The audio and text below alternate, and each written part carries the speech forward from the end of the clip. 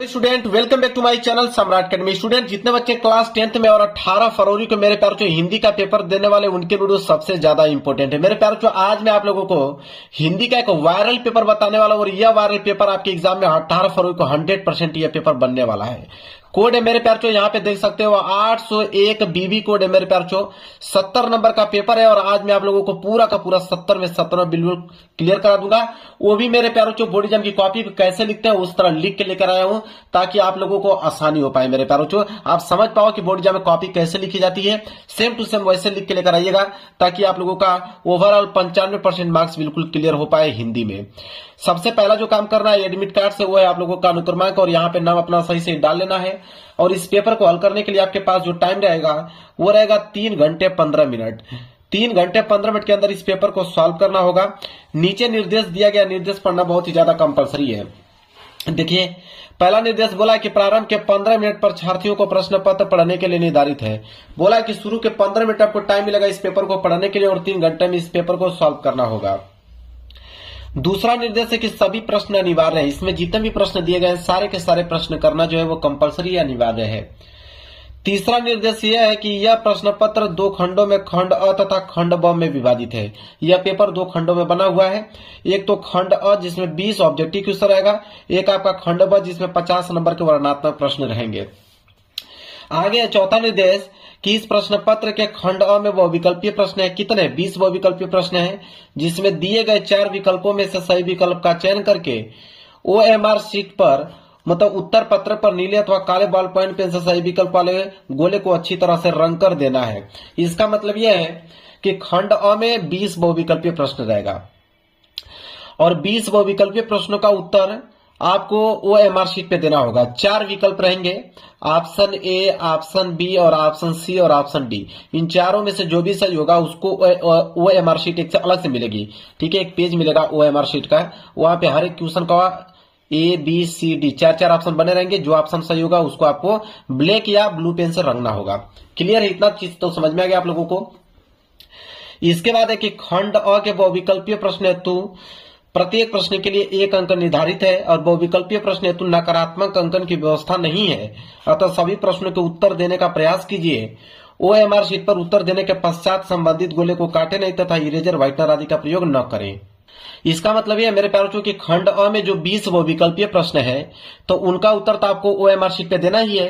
तो कह रहा है कि एक प्रश्न 1 नंबर के लिए पूछा जाएगा बहुविकल्पीय का, मतलब 20 बहुविकल्पीय प्रश्न 20 नंबर के लिए पूछा जाएगा।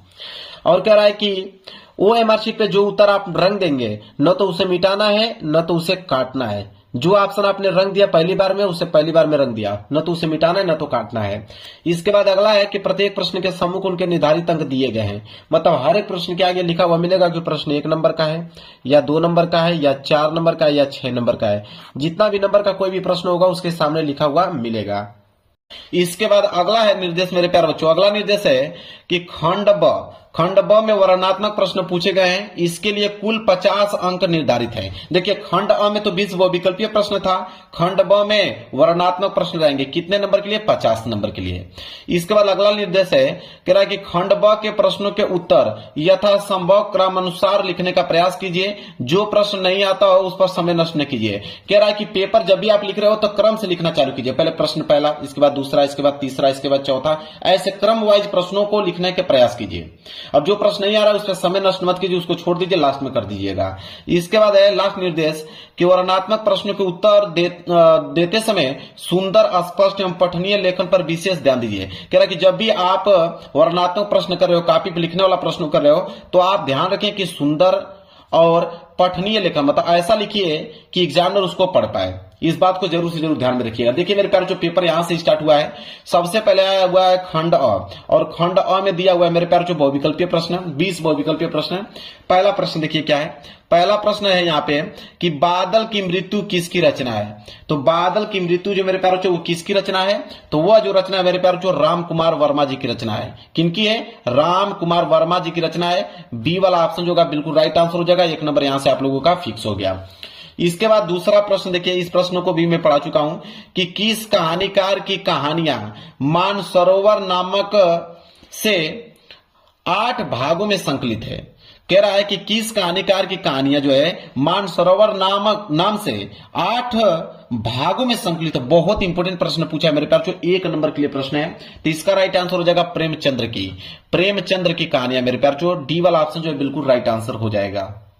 इसके बाद अगला प्रश्न देख लीजिए मेरे प्यार। जो अगला प्रश्न है प्रश्न संख्या 3 कह रहा है कि शेखर एक जीवनी उपन्यास के लेखक हैं। 1 नंबर के लिए प्रश्न है मेरे प्यार बच्चों। तो शेखर एक जीवनी उपन्यास के लेखक जो है मेरे प्यार बच्चों, वह कौन है मेरे प्यार बच्चों? अज्ञेय जी। कौन है? अज्ञेय जी। सी वाला ऑप्शन जो होगा बिल्कुल राइट आंसर हो जाएगा। इसके बाद चौथा प्रश्न देख लीजिए, कह रहा है कि अरे यावर रहेगा याद की विधा है। मतलब कि किस विधा की रचना है मेरे प्यार बच्चों? अरे यायावर रहेगा। 1 नंबर के लिए प्रश्न है मेरे प्यार बच्चों। तो यह जो है मेरे प्यार बच्चों यात्रा साहित्य है। सी वाला ऑप्शन जो होगा बिल्कुल राइट आंसर हो जाएगा। इसके बाद है 5वां प्रश्न कि हरिवंश राय बच्चन द्वारा लिखी आत्मकथा के 4 भागों में सम्मिलित नहीं है। 1 नंबर के लिए प्रश्न मेरे प्यार बच्चों, बहुत इंपॉर्टेंट प्रश्न पूछ लिया। तो इसका राइट आंसर हो जाएगा मेरी आत्मकहानी। ए वाला ऑप्शन जो है बिल्कुल करेक्ट आंसर हो जाएगा।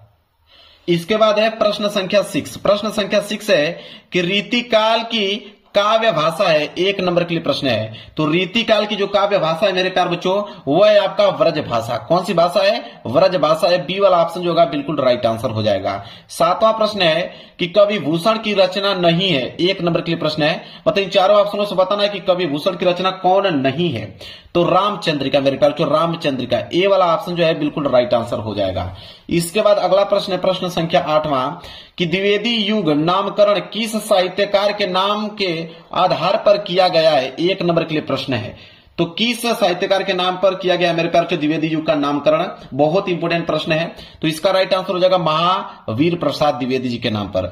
डी वाला ऑप्शन जो होगा बिल्कुल करेक्ट आंसर हो जाएगा। अगला प्रश्न है प्रश्न संख्या 9 कि तार सप्तक के कवियों को अज्ञेय ने क्या कहकर संबोधित किया है। 1 नंबर के लिए प्रश्न है मेरे प्यार बच्चों। तो राहों के अन्वेषी। ए वाला ऑप्शन जो है बिल्कुल करेक्ट आंसर हो जाएगा। अगला प्रश्न है प्रश्न संख्या 10वां कि धूप के धान रचना किसकी है। 1 नंबर के लिए प्रश्न है। तो धूप के धान रचना जो है वो किसकी रचना है मेरे प्यार बच्चों? तो गिरजा कुमार माथुर जी की रचना है। बी वाला ऑप्शन जो है बिल्कुल राइट आंसर हो जाएगा। अगला प्रश्न है प्रश्न संख्या 11 कि करुण रस का अस्थाई भाव है। 1 नंबर। करुण रस का अस्थाई भाव क्या होता है मेरे प्यार बच्चों? वो होता है शोक। करुण रस का अस्थाई भाव शोक होता है। डी वाला ऑप्शन है बिल्कुल राइट आंसर हो जाएगा। कई बार पढ़ा चुका हूं इसको। प्रश्न संख्या 12 देखिए क्या है। कह रहा है कि चमचमात चंचल नयन बीच घूंघट पर छीन मानहु सुरसरिता विमल जलदृग उछरत जुगमीन। उपयुक्त दोहे में अलंकार है। मतलब इस दोहे में किस अलंकार का प्रयोग किया गया है, यह क्वेश्चन में पूछा है। तो इस दोहे में जो मेरे प्यार जो उत्प्रेक्षा अलंकार का प्रयोग किया गया है। सी वाला जो है बिल्कुल करेक्ट आंसर हो जाएगा। इसके बाद अगला प्रश्न है प्रश्न संख्या 13 मेरे प्यार बच्चों कि रोला छंद किस प्रकार का छंद है। 1 नंबर के लिए प्रश्न है। तो रोला छंद किस प्रकार का छंद है मेरे प्यार बच्चों? तो ये जो है वो सममात्रिक छंद है। बी वाला ऑप्शन जो है बिल्कुल राइट आंसर हो जाएगा। इसके बाद है क्वेश्चन नंबर 14वां कह रहा है कि अध्यक्ष में प्रयुक्त उपसर्ग है। 1 नंबर के लिए प्रश्न है मेरे प्यार बच्चों। ठीक है। तो अध्यक्ष में प्रयुक्त उपसर्ग की बात करें तो हो जाएगा अधिधन क्या हो जाएगा? अध्यक्ष। ठीक है। ए वाला ऑप्शन जो है बिल्कुल राइट आंसर हो जाएगा। अध्यक्ष में अधि जो है उपसर्ग होगा। इसके बाद है 15वां कि जिस समास का पहला पद संख्यावाची हो और उससे समुदाय का बोध होता है उसे कहते हैं। देखिए परिभाषा ही पूछ लिया। 1 नंबर के लिए प्रश्न है मेरे प्यारे बच्चों। तो देखिए कह रहा है कि जिस समास का पहला पद संख्यावाची होता है और उससे समुदाय का बोध होता है उसे हम लोग कहते हैं द्विगु समास। डी वाला ऑप्शन जो है बिल्कुल राइट आंसर हो जाएगा मेरे प्यारे बच्चों। 15 का डी। आगे बढ़ेंगे। अगला प्रश्न है प्रश्न संख्या 16। देखिए प्रश्न संख्या 16 क्या है। कह रहा है कि खीर शब्द का तत्सम रूप है। 1 नंबर के लिए प्रश्न है। तो खीर शब्द का तत्सम रूप क्षीर होता है मेरे प्यारे बच्चों। ठीक है। यहां पे हो जाएगा सी वाला ऑप्शन जो है बिल्कुल राइट आंसर हो जाएगा। 17वां है कह रहा है कि तस्मे में विभक्ति और वचन है। 1 नंबर के लिए प्रश्न है कि तस्मे में विभक्ति और वचन बताना है। तो मेरे प्यारे बच्चों तस्मे की अगर हम बात करें तो यह जो है चतुर्थी विभक्ति एक वचन का रूप है। ए वाला ऑप्शन जो है बिल्कुल राइट आंसर हो जाएगा। अगला प्रश्न है प्रश्न संख्या 18 कि जिस वाक्य से आश्चर्य, दुख या सुख का बोध हो उस वाक्य को कहते हैं, 1 नंबर के लिए प्रश्न है तो उसे हम लोग बोलते हैं विषम्य बोधक वाक्य। बी वाला ऑप्शन जो है बिल्कुल राइट आंसर हो जाएगा। 19वां प्रश्न है कि रोहन से चला नहीं जाता, इस वाक्य में कौन सा वाच्य है, 1 नंबर के लिए प्रश्न है तो इसमें जो मेरे प्यारे जो भाववाच्य है, डी वाला ऑप्शन जो है बिल्कुल राइट आंसर हो जाएगा। भाव का रूप हो रहा है यहाँ पे कि रोहन से चला नहीं जाता। इसके बाद 20वां प्रश्न है मेरे प्यारे बच्चों कि निम्नलिखित में अविकारी शब्द है, 1 नंबर के लिए प्रश्न है तो अविकारी शब्द इन चारों ऑप्शन में से कौन है, तो निकट। सी वाला ऑप्शन जो है बिल्कुल राइट आंसर हो जाएगा। तो 20 के 20 बहुविकल्पीय प्रश्न मैंने बता दिया, 20 के 20 बहुविकल्पीय प्रश्न आपके बिल्कुल सही होने चाहिए एग्जाम में। इसके बाद मेरे प्यारे बच्चों देखिए आया हुआ है खंड ब, और खंड ब में रहेंगे आपके वर्णनात्मक प्रश्न। ठीक है, चलिए वर्णनात्मक प्रश्न देखते हैं और प्रश्न संख्या 21 से स्टार्ट है। 20 के बाद आएगा प्रश्न संख्या 21। बोला है कि निम्नलिखित में से किसी एक गद्यांश पर आधारित सभी प्रश्न के उत्तर दीजिए। तो देखिए यहाँ पे गद्यांश आ गया है और गद्यांश मेरे प्यारे बच्चों कितने नंबर के लिए पूछा है, यहाँ पे 6 नंबर के लिए पूछा है और 2 गद्यांश दिया हुआ है। एक क वाला दिया गया है, कह रहा है कि क वाला नहीं कर पाओगे तो यहाँ पे अथवा करके नीचे आपका ख वाला दिया गया है। दोनों में से कोई एक ही करना है, मैं आंसर आपको दोनों को बताऊंगा। ठीक है, तो पहले क वाला देख लीजिए क्या है।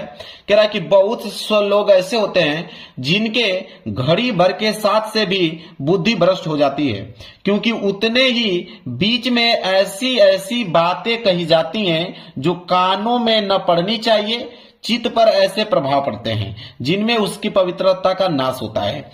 बुराई अटल भाव धारण करके बैठती है, बुरी बातें हमारी धारणा में बहुत दिनों तक टिकती है। इस बात को प्राय सभी लोग जानते हैं कि भद्य व फूहड़ गीत जितनी जल्दी ध्यान में चढ़ते हैं उतनी जल्दी कोई गंभीर या अच्छी बात नहीं। ठीक है, बहुत प्यारा सा गद्यांश मेरे प्यारों इस पेपर में दिया हुआ है और 3 प्रश्न है। पहला है कि उपयुक्त गद्यांश का संदर्भ लिखिए, 2 नंबर इस पे मिलेगा। तो चलिए पहले इसका आंसर देते हैं। प्रश्न 21 का क, तो देखिए इसका उत्तर हम लिखेंगे कि प्रश्न संख्या 21 का क। ठीक है, तो सबसे पहले आप संकेत लिख लेना, संकेत से मालूम चल जाएगा एग्जामिनर को कि आपने कौन सा गद्यांश किया हुआ है। संकेत कैसे लिखा जाता है, संकेत लिखने का मतलब है कि शुरू के कुछ लाइन लिख लो, जैसे बहुत से लोग, तो बहुत से लोग डॉट डॉट करते हुए लास्ट की लाइन अच्छी बात नहीं, तो देखिए अच्छी बात नहीं, इससे एग्जामिनर को मालूम चल जाता है कि आपने कौन सा गद्यांश किया हुआ है। तो संकेत लिख लीजिएगा। और पहला प्रश्न क्या था कि उपयुक्त गद्यांश का संदर्भ लिखिए, तो देखिए संदर्भ पहला प्रश्न यहाँ पे संदर्भ हेडिंग डाल लीजिए, लिखिएगा कि प्रस्तुत गद्यांश हमारी पाठ्य पुस्तक हिंदी के गद्यखंड में संकलित मित्रता नामक निबंध से लिया गया है और इसके लेखक रामचंद्र शुक्ल जी हैं। मतलब कि मित्रता नामक निबंध से यह गद्यांश लिया गया है और इसके जो लेखक हैं वह है आचार्य रामचंद्र शुक्ल जी। बस इतना पॉइंट संदर्भ में लिखा जाता है। इसके बाद दूसरा प्रश्न है कि गद्यांश के रेखांकित अंश की व्याख्या कीजिए, 2 नंबर इसमें मिलेगा। जहां तक अंडरलाइन किया गया है, तो अंडरलाइन यहां से लेकर यहां तक किया गया है। ठीक है, यहां से लेकर अंडरलाइन यहां तक किया गया है, इसका हमें क्या करना है, व्याख्या बताना है। तो चलिए यहां तक का हम व्याख्या देख लेते हैं। तो व्याख्या इसका होगा मेरे प्यारे जो जहां तक अंडरलाइन किया गया है उसका व्याख्या होगा दूसरा, डालिएगा एडिंग रेखांकित अंश की व्याख्या, फिर लिखिएगा कि आचार्य शुक्ल जी कहते हैं कि समाज में बहुत से ऐसे लोग होते हैं जिनका कुछ देर का साथी भी व्यक्ति किसी बुद्धि को भ्रष्ट कर देता है, क्योंकि अच्छी बातों की अपेक्षा बुरी बातों का प्रभाव जो है वह चंचल मन पर बहुत जल्दी पड़ता है और अधिक देर तक रहता है। कुछ लोग थोड़ी ही देर में ऐसी ऐसी घिनौनी बातें कह डालते हैं जो सामान्य व्यक्ति को कहने या सुनने योग्य नहीं होती। उनकी बातें सामान्य व्यक्ति की बुद्धि को भी भ्रष्ट कर देती है और मन की पवित्रता को भी नष्ट कर देती है तथा हमारे मन में भी बुरे विचार पनपने लगते हैं। यह हो गया उस रेखांकित अंश की व्याख्या, बहुत अच्छे शब्दों में लिख के लेके आया, मेरे पास तो याद हो जाएगा तुरंत आप लोगों को।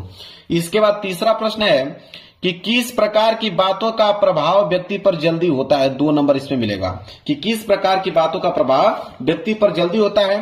तो इसका आंसर हम लिखेंगे तीसरे का कि भद्दी फूहड़ और बुरी बातों का प्रभाव जो है व्यक्ति पर जल्दी होता है। ये बातें मन पर जल्दी चढ़ जाती हैं, जबकि अच्छी बातें और गंभीर बातें धीरे धीरे असर करती हैं। देखिए कितना प्यारा से मैंने जवाब दिया तीनों प्रश्नों का। तो या तो ये वाला कर लीजिएगा क वाला नहीं कर पाओगे तो अथवा करके ख वाला दिया है उसको आप कर लीजिएगा।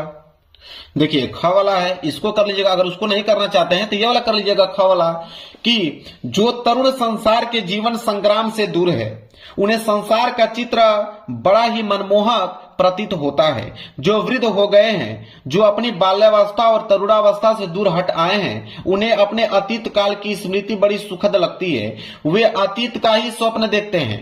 तरुणों के लिए जैसे भविष्य उज्जवल होता है, वैसे ही वृद्धों के लिए अतीत वर्तमान से दोनों को असंतोष होता है। तरुण भविष्य को वर्तमान में लाना चाहते हैं और वृद्ध अतीत को खींचकर वर्तमान में देखना चाहते हैं।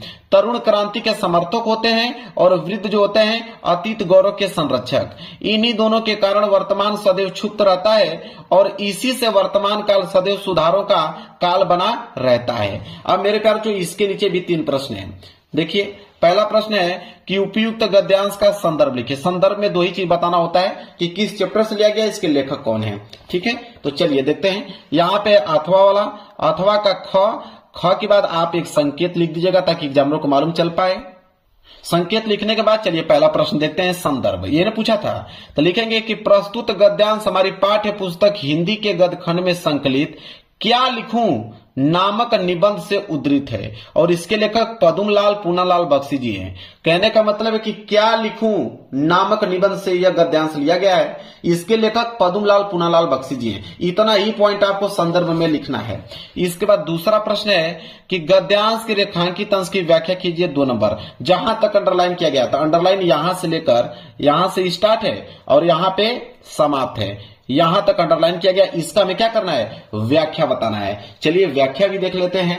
तो इसका व्याख्या जो होगा मेरे प्यारे बच्चों, आप एक लाइन का गैप छोड़कर नीचे एडिंग डालिएगा, दूसरा रेखांकित अंश की व्याख्या। इसके बाद लिखना प्रारंभ कीजिएगा कि इस अंश का आशय यह है कि जो युवक तरुण अपनी जीवन के संघर्षों से दूर है उन्हें संसार बहुत सुंदर और आकर्षक लगता है, क्योंकि उन्होंने अभी जीवन की कठिनाइयों और दुखों को नहीं देखा होता है। वे भविष्य के सपनों और आशाओं में जीते हैं। दूसरी ओर जो लोग वृद्ध हो चुके हैं और अपने युवा काल से दूर हो गए हैं, उन्हें अपने बीते हुए जीवन की यादें बहुत सुखद लगती हैं। वे अतीत के सुनहरे दिनों को याद कर आनंद अनुभव करते हैं। इस प्रकार लेखक ने युवाओं की आशावादी दृष्टि और वृद्धों की स्मृति प्रिय प्रवृत्ति का सुंदर चित्रण किया है। यह हो गया उस रेखांकित अंश की व्याख्या मेरे प्यारे बच्चों। क्लियर है। चलिए एक प्रश्न और नीचे दिया हुआ है, तीसरा, कि तरुण और वृद्ध के दृष्टिकोण सोचने समझने का नजरिया में अंतर बताइए। 2 नंबर इस पे भी मिलेगा। तो इसका आंसर हम लोग लिखेंगे मेरे प्यारे बच्चों, तीसरे का उत्तर लिखिए कि युवा और वृद्ध व्यक्तियों में वैचारिक अंतर यह है कि युवा भविष्य को सुधारने में लगे रहते हैं और वृद्ध अपने अतीत को वर्तमान में देखना चाहते हैं। युवाओं के लिए भविष्य उज्जवल होता है, वे भविष्य को वर्तमान में खींचकर लाना चाहते हैं, वे क्रांति के पक्षधर होते हैं। इसके विपरीत वृद्धों को उनका बचपन आकर्षक लगता है, वे अतीत के गौरव का संरक्षण करते रहते हैं। ये हो गया तीसरे प्रश्नों का उत्तर। तो मैंने दोनों प्रश्नों बता दिया, एक क वाला और ख, दोनों मैंने बता दिया गद्यांश। अब आप कॉमन एग्जाम में कौन सा करके आते हो याद कर लीजिएगा, दोनों में से कोई एक ही करके आना, 6 नंबर मिल जाएगा आपको। अब आगे बढ़ेंगे प्रश्न संख्या 22 की तरफ। प्रश्न संख्या 22 है कि निम्नलिखित में से किसी एक पद्यांश पर आधारित सभी प्रश्नों के उत्तर दीजिए। अभी हमने गद्यांश देखा, अभी आ गया पद्यांश। पद्यांश भी 6 नंबर के लिए ही होता है, क्योंकि इसके नीचे भी 3 प्रश्न होते हैं, 2-2 नंबर के हिसाब से आपको 6 नंबर मिलता है। तो सबसे पहले हम लोग देखेंगे, यहाँ पे देखिए क वाला दिया है और क अगर नहीं कर पाओगे तो अथवा करके ख वाला भी दिया है। तो दोनों में से कोई एक ही तो आपको करना है। तो मैं दोनों का आंसर बताऊंगा।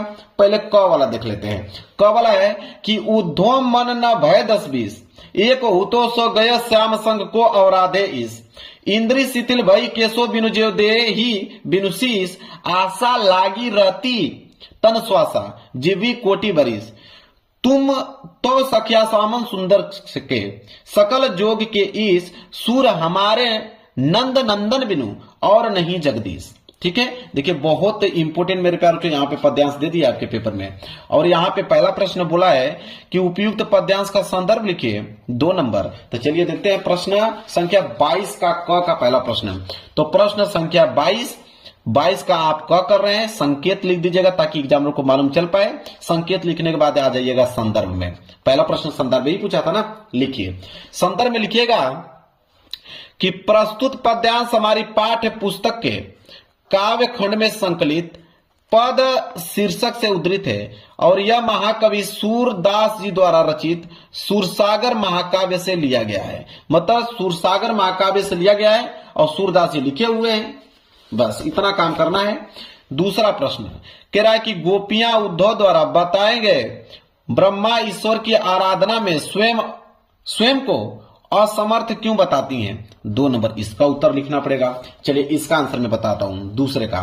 तो दूसरे का आंसर लिखेगा कि गोपियां उद्धव द्वारा बताए गए ब्रह्मा ईश्वर की साधना करने में स्वयं को असमर्थ इसलिए बताती हैं क्योंकि वे अपना आराध्य श्री कृष्ण को मान चुकी हैं और वे कहती हैं कि श्री कृष्ण के अतिरिक्त हम किसी और को ईश्वर नहीं मानती हैं। 2 नंबर यहां से मिल गया भाई। इसके बाद एक प्रश्न और है कि रेखांकित अंश की व्याख्या कीजिए 2 नंबर। तो देखिए 2 लाइन अंडरलाइन यहाँ पे किया गया है, इन्हीं का हमें व्याख्या बताना है कि तुम तो सकश्याम सुंदर के सकल जोग के ईश सूर हमारे नंद नंदन बिनु और नहीं जगदीश। इसका हमें व्याख्या करना है।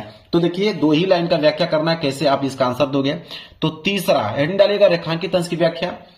फिर लिखना चालू कीजिएगा कि इस पद में गोपियां उद्धव से कहती हैं कि हे उद्धव, तुम तो श्री कृष्ण के सखा हो और समस्त योगों के आचार्य माने जाते हो, परंतु हमारे लिए तो श्री कृष्ण नंद नंदन ही एकमात्र भगवान है।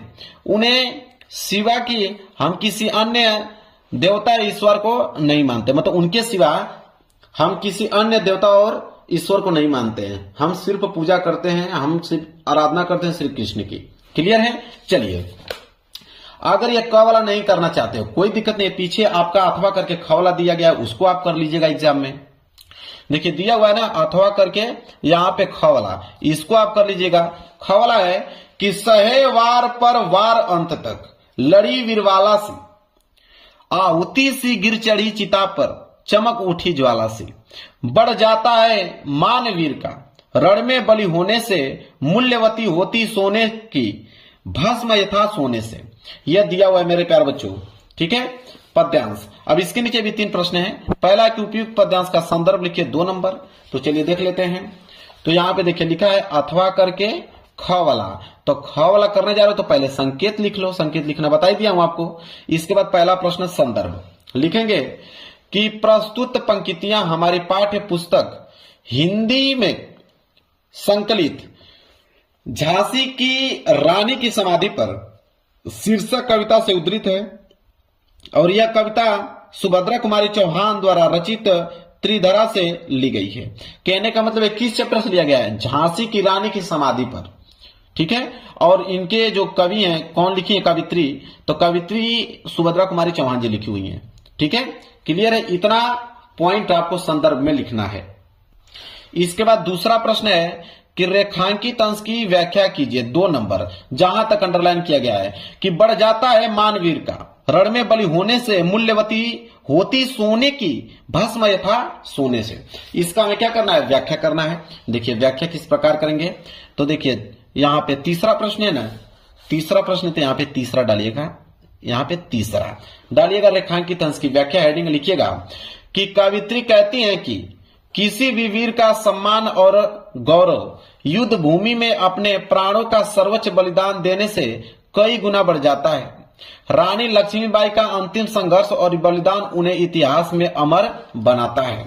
इसके बाद लिखिएगा इस विचार को पुष्ट करने के लिए कवित्री उदाहरण देती हैं कि सोने की भस्म राख साधारण सोने से भी अधिक मूल्यवान और गुणकारी होती है।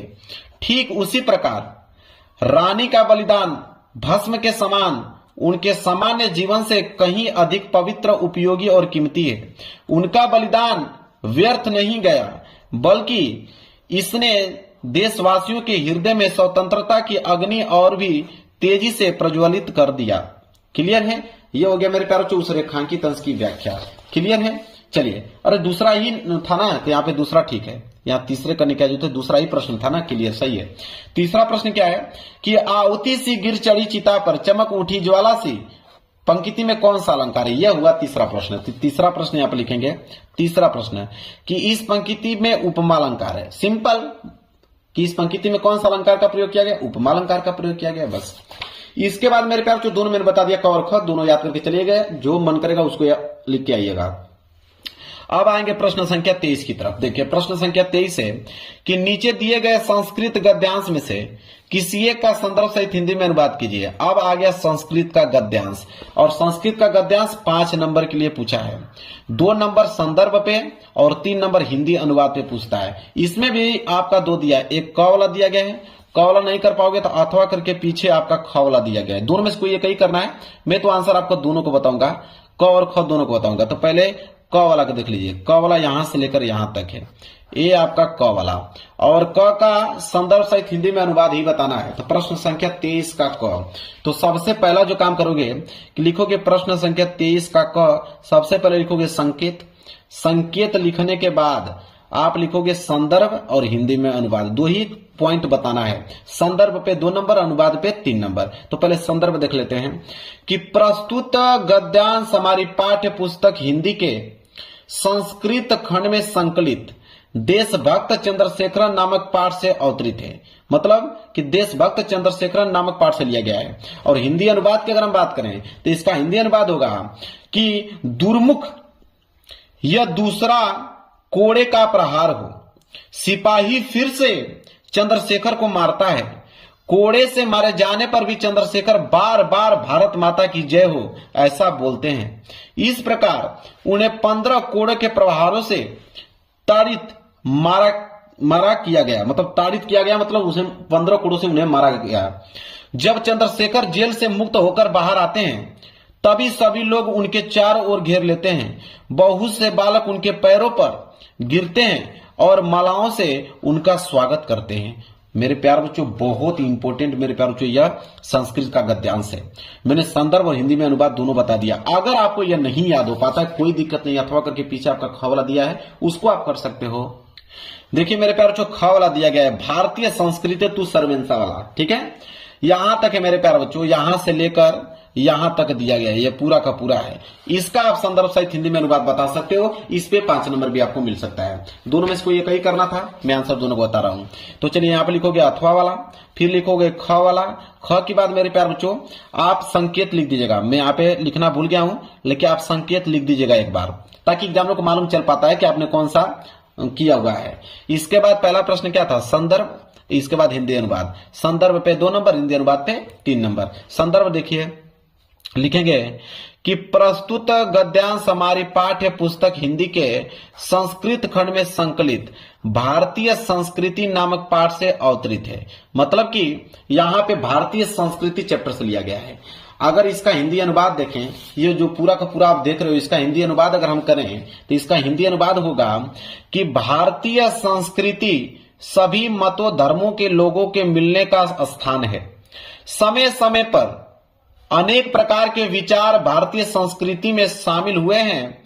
यह एक मिश्रित संस्कृति है जिसके विकास में अलग अलग जातियों, संप्रदायों और विश्वासों का योगदान देखा जा सकता है। इसलिए हम भारतीयों की एक ही संस्कृति और एक ही राष्ट्रीयता है। यह हो गया उसका हिंदी अनुवाद। तो मैंने दोनों प्रश्नों को बता दिया, क और ख दोनों, आपका जो मन करे उसको याद करके जाइएगा।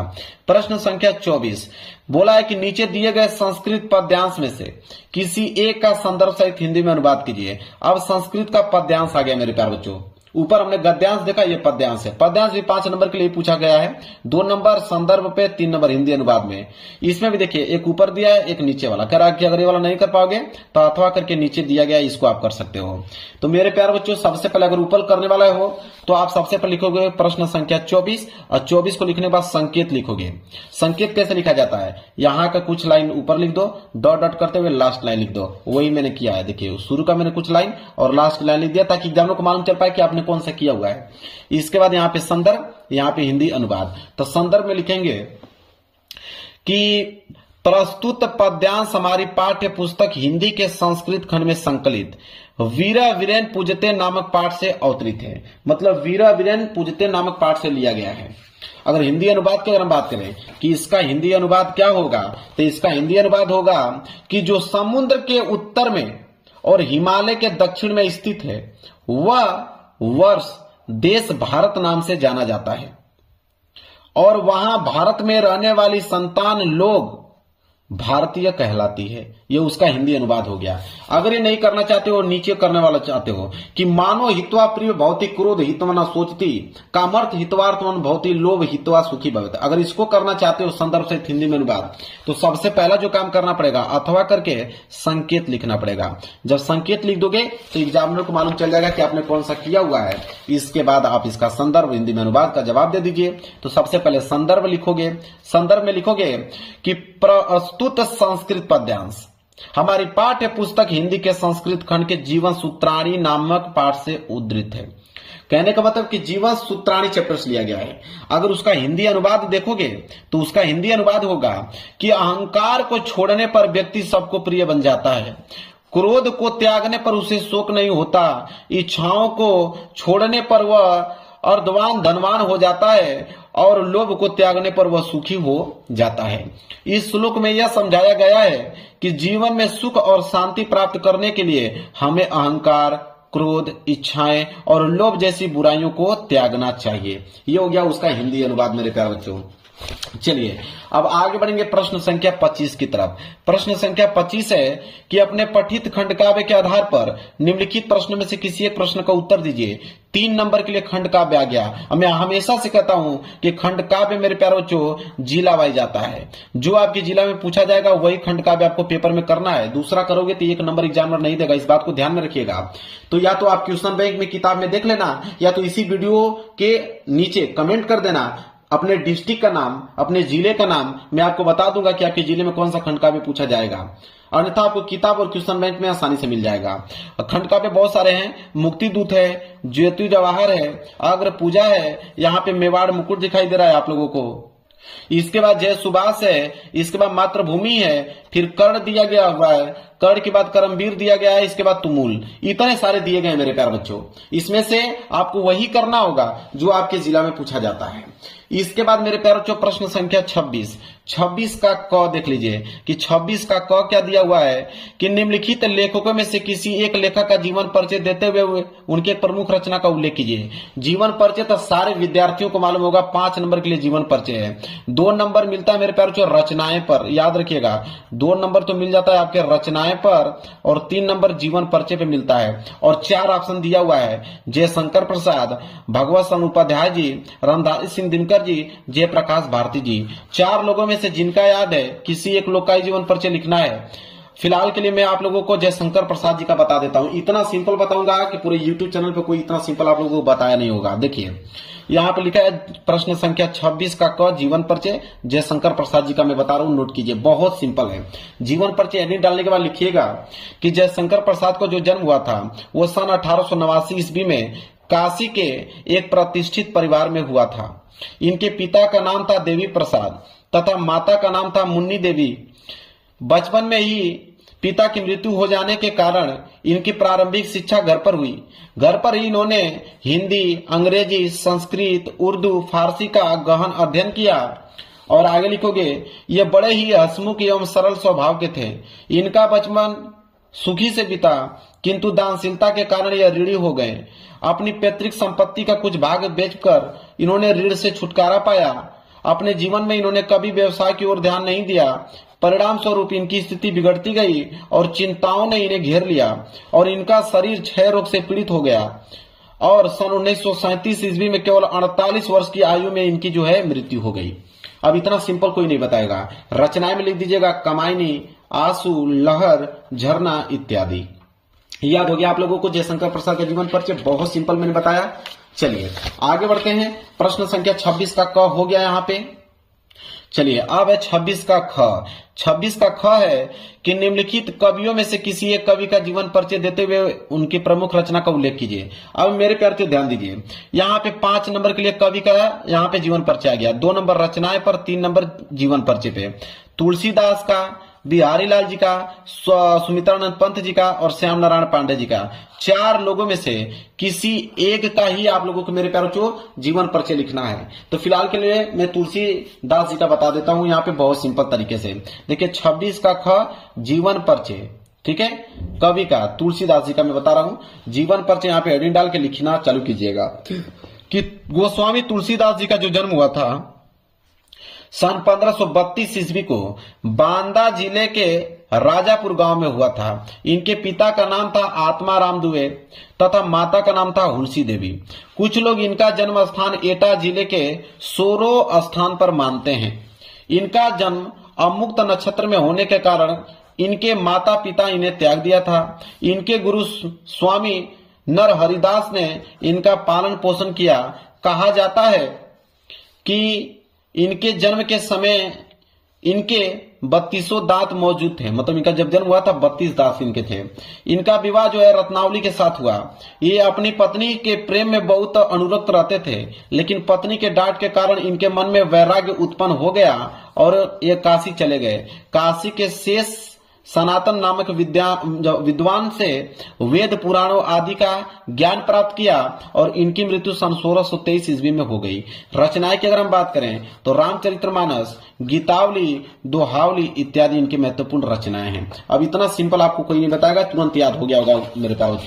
आगे बढ़ेंगे अगले प्रश्न की तरफ। प्रश्न संख्या 27।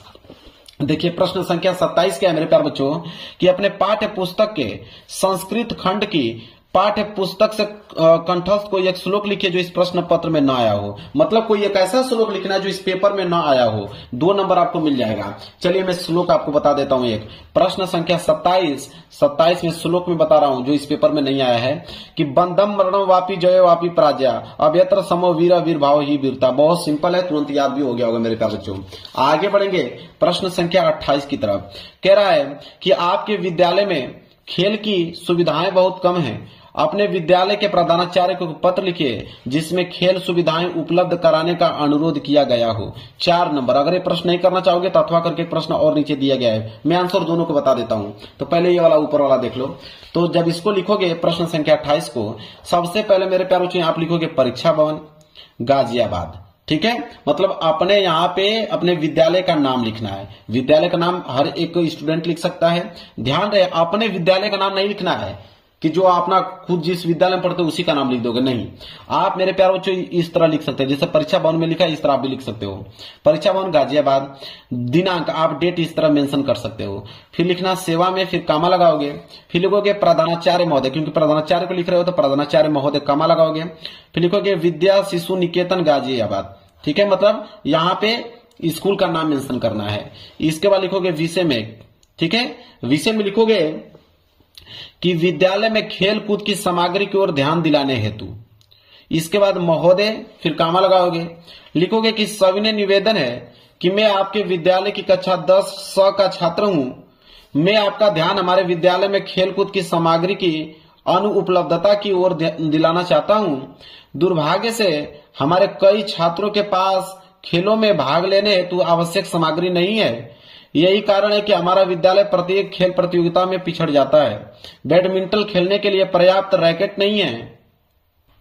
क्रिकेट की बात की जाए तो ग्लव्स, गेंद और बल्ले विद्यालय में न के बराबर हैं। यदि हमारे विद्यालय में पर्याप्त खेल की सामग्री उपलब्ध हो जाए तो छात्र सही ढंग से तथा निरंतर अपने खेल का अभ्यास कर सकेंगे और प्रतियोगिताओं में अच्छा प्रदर्शन कर पाएंगे। इससे विद्यालय की छवि को भी लाभ होगा। बच्चों के शारीरिक व मानसिक विकास के साथ साथ उनके बीच खेल भावना व भाईचारे की भावना भी पैदा होगी। अतः आपसे प्रार्थना है कि हमारे विद्यालय में खेलकूद की सामग्री उपलब्ध कराने की कृपया करें। धन्यवाद। आपका आज्ञाकारी शीर्षक क ख ग ऐसे लिखना है। अगर ये प्रश्न नहीं करना चाहते हो तो आप ये वाला कर सकते हो कि आपके जन्मदिन पर दादाजी ने एक पुस्तक उपहार में भेजी है। दादाजी को धन्यवाद देते हुए एक पत्र लिखिए। इस पे भी 4 नंबर मिल जाएगा। चलिए ये वाला प्रश्न देख लीजिए अथवा करके। तो सबसे पहले लिखोगे यहाँ पे मेरे प्यारे बच्चों कि परीक्षा भवन नई दिल्ली। अब मेरे प्यारे बच्चों देखिए यहाँ पे एक एड्रेस बताया गया है। एड्रेस आप कोई भी लिख दो। इसके बाद लिखोगे दिनांक। ठीक है, 25 फरवरी 20 फिर XX, पूरा डेट नहीं लिखना है। इसके बाद लिखोगे पूज्य दादाजी सादर प्रणाम। ठीक है, इसके बाद उसी के जस्ट नीचे लिखना चालू करोगे कि मुझे कल आपके द्वारा भेजी गई पुस्तक का उपहार मिला। इसे देखकर मुझे अत्यधिक प्रसन्नता हुई। यह पुस्तक मेरे लिए बहुत उपयोगी है, साथ ही ज्ञानवर्धक भी है। वास्तव में मुझे इसकी बहुत आवश्यकता थी। मुझे नहीं मालूम कि आपने मेरे मन की बात कैसे जान ली। पिताजी अक्सर कहते थे कि आप उनकी जरूरतें उनके कहे बिना ही पूरा कर देते थे। आज मुझे भी यही अनुभव हो रहा है। मैं इस पुस्तक को बहुत संभाल कर रखूंगा। इस बहुमूल्य उपहार के लिए मैं आपका हार्दिक धन्यवाद करता हूँ। पूज्य माताजी व पिताजी को मेरा प्रणाम तथा छोटी बहन मिशिता को स्नेह। आपका प्रिय पुत्र मतलब पोता क ख ग। ठीक है, हो गया। चलिए आगे बढ़ते हैं अगले प्रश्न की तरफ। प्रश्न संख्या 29। प्रश्न संख्या 29 है कि निम्नलिखित में से किन्हीं दो प्रश्नों के उत्तर संस्कृत में दीजिए, 2 नंबर मिलेगा। अब यहाँ पे 4 प्रश्न दिए गए, चारों प्रश्न के उत्तर मेरे प्यारे बच्चों दिए गए हैं। यहाँ पे मतलब 4 प्रश्न दिए गए, इनमें से किसी 2 ही प्रश्नों का उत्तर आपको देना है। तो मैं चारों प्रश्नों का उत्तर बताऊंगा। देखिए, ये आपका 29 का पहला, ये 29 का दूसरा, 29 का तीसरा, 29 का चौथा। सीरियल बाय सीरियल पूरा का पूरा आंसर लिख दिया हूं चारों प्रश्नों का। नोट कर लीजिए और याद कर लीजिए। और पेपर में कोई 2 ही आपको करना है, इस बात को ध्यान में रखिएगा आप लोग। इसके बाद मेरे प्यारों इस पेपर का लास्ट प्रश्न है प्रश्न संख्या 30 कि निम्नलिखित में से किसी एक विषय पर निबंध लिखिए। मेरे प्यारों 7 नंबर का निबंध आता है और 7 नंबर का निबंध है मेरे प्यारों और आपके पास 5 ऑप्शन है। या तो मेरा प्रिय साहित्यकार पे लिखिए, या तो वृक्ष धारा के आभूषण, या तो राष्ट्रीय एकता, या तो बेरोजगारी की समस्या और समाधान, या तो मोबाइल फोन वरदान या अभिशाप। 5 में से किसी एक विषय पर निबंध लिखना है। अब मैं बताता हूं, यह मैं होमवर्क देता हूं, लेकिन किताब से नहीं याद करना है आप लोगों को। किताब में बहुत बड़ा दिया हुआ है, बहुत डिफिकल्ट वर्ड में दिया है। आप YouTube चैनल पे सर्च कर लेना, YouTube चैनल पे हर एक निबंध को सर्च कर लेना, देखना कि किसकी वीडियो सबसे सरल है, कौन सबसे कम शब्दों में अच्छे तरीके से एक्सप्लेन किया है, उनको नोट पर लिख कर याद कर लेना मेरे प्यारे बच्चों। अब यह पेपर हो गया समाप्त मेरे प्यारे बच्चों। अगर आपको 70 में 70 नंबर चाहिए, हिंदी में 95 प्लस स्कोर करना है मेरे प्यारे बच्चों, यकीन मानिए इस पेपर को आपको तैयार करना ही पड़ेगा। वीडियो पसंद आए तो वीडियो को लाइक कर देना, चैनल पर नए हो तो चैनल को जरूर सब्सक्राइब कर लेना। मिलेंगे एक प्यार से नेक्स्ट वीडियो में, तब तक के लिए धन्यवाद।